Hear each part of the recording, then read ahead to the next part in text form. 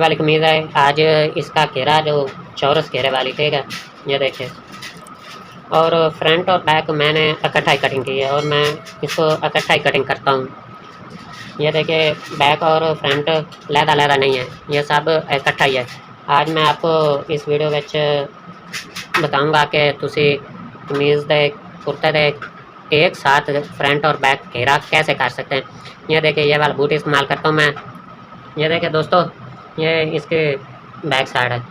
मैंने इसको कमीज़ को इकट्ठा ही काटा है, इसको सेंटर से काटा नहीं हुआ, ठीक है। एक साथ इसका घेरा करेंगे और बहुत ही आसानी से आप इसका घेरा कर सकेंगे। ये देखिए ये चाक है, ये वाला जो चाक है ना, ये साइड जेब का है।